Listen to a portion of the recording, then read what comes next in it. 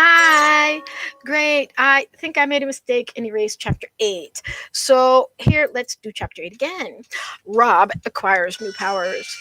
I have seen the folly of sending you into the world with an offensive instrument, yet with no method of defense. Resumed the demon presently. You have knocked over a good many people with that tube during the past week. I know, said Rob, but I couldn't help it. It was the only way I had to protect myself. Therefore, my next gift shall be this garment of protection. You must wear it underneath your clothing. It has the power to accumulate and exercise electrical repellent force. Perhaps you do not know what that means, so I will explain more fully. When any missile, such as a bullet, sword, or lance, approaches your person, its rush through the air will arouse the repellent force of which I speak, and this force, being more powerful than any of the projective force, will arrest the flight of the missile and throw it back again. Therefore, nothing can touch your person that comes with any degree of force or swiftness, and you will be safe from all ordinary weapons. When wearing this garment, you will find it unnecessary to use the electric tube except on rare occasions. Never allow revenge or animosity to influence your conduct. Men may threaten, but they cannot injure you, so you must remember that they do not possess your mighty advantages, and that, because of your strength, you should bear them with them patiently. Rom examined the garment with much curiosity. It glittered like silver, yet was soft and pliable as lamb's wool. Evidently, the demon had prepared it especially for his use, for it was just Rob's size. Now, continued the demon more gravely, we approach the subject of an electrical device so truly marvelous that even I am awed when I contemplate the accuracy and perfection of the natural laws which guide it and permit it to exercise its functions. Mankind has yet conceived nothing like it, for it requires full knowledge of electrical power to understand even its possibilities. The being paused and drew from an inner pocket something resembling a flat metal box. In size, it was about 4 inches by 6, nearly an inch in thickness. What is it? Asked Rob wonderingly. It is an automatic record of events, answered the demon. I don't understand, said Rob with hesitation. I will explain it to you its use, returned the demon. Although the electrical forces which operate it and the vibratory currents which the true records must remain unknown to you until your brain has mastered the higher knowledge of electricity. At present, the practical side of this invention will be more interesting to you than a review of its scientific construction. Suppose you wish to know the principal events that are occurring in Germany at the present moment. You first turn this little wheel at the side until Germany appears in the slot at the small end. Then open the top cover, which is hinged, and those passing events in which you are interested will appear before your eyes. The demon, as he spoke, opened the cover, and looking within, the boy saw, as a mirror, a moving picture before him. A regiment of soldiers was marching across through the streets of Berlin, and at its head rode a body of horsemen, in the midst of which was the emperor himself. The people who thronged the sidewalks cheered and waved their hats and handkerchiefs with enthusiasm, while a band of musicians played a German air, which Rob could distinctly hear. While he gazed spellbound, the scene changed, and he looked upon a great warship entering the harbor with flying pennants. The rails were lined with officers and men straining their eyes for the first sight of their beloved Vaterland, and after a long cruise and a ringing cheer from 1,000 throats came faintly to Rob's ear. Again the scene changed, and with a dingy underground room hemmed by walls of stone and dimly lit with a flickering lamp, a body of wide-eyed, desperate men were plotting an oath to murder the emperor and overthrow his government. Anarchists! Asked Rob, trembling with excitement. Anarchist! Answered the demon, with a faint sneer, and he shut the cover of the record with a sudden snap. It's wonderful! Cried the boy, with a sigh that was followed by a slight shiver.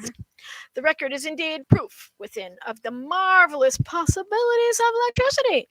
Men are now obliged to depend upon newspapers for information, but these can only relate events long after they have occurred, and newspaper statements are often unreliable and sometimes wholly false. While many events of real importance are never printed in their columns, you may guess what an improvement this automatic record of events, which is reliable as truth itself. Nothing can be altered or falsified, for the vibratory currents convey the actual events to your vision, even as they happen.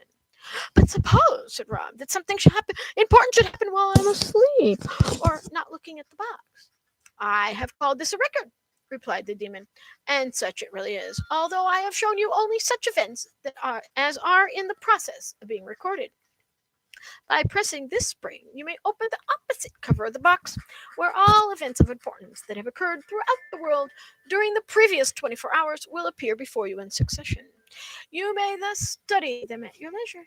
The various scenes constitute a register of the world's history and may be recalled to view as often as you desire.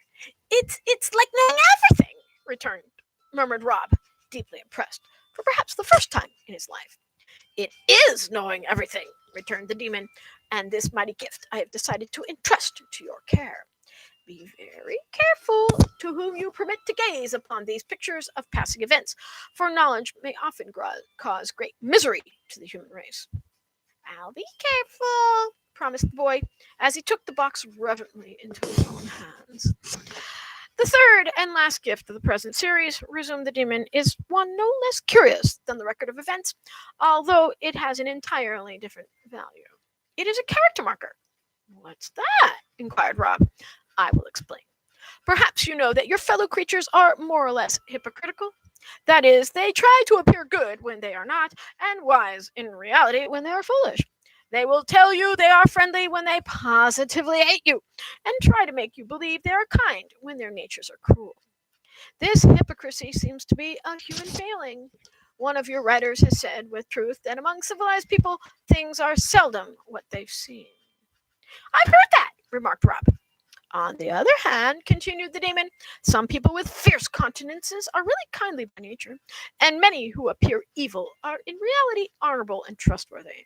Therefore, that you may judge all your fellow creatures truly, and know when to whom to depend, I give you this character marker. It consists of a pair of spectacles. While you wear them, everyone you meet will be marked on the forehead with a letter indicating his or her character. The good will bear the letter G, the evil the letter E, the wise will be marked with a W, and the foolish with an F. The kind will show a K upon their foreheads, and the cruel a letter C.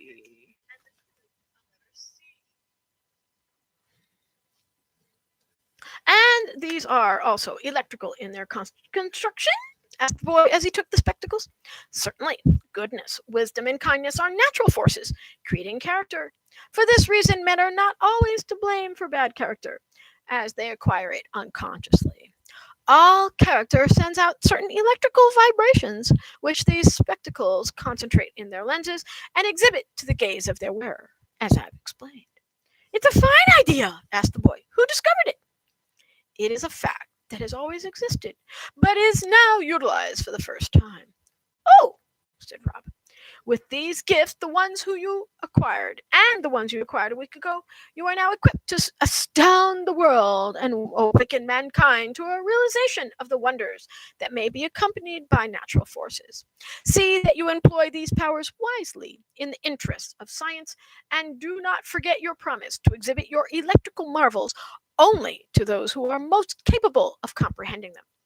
I'll remember, said Rob. Then adieu for a week from today, when I will meet you here at this hour and bestow upon you the 3 last gifts which you are entitled to receive. Goodbye. Goodbye, repeated Rob. In a gorgeous flash of color, the demon disappeared, leaving the boy alone in the room with his new and wonderful possession.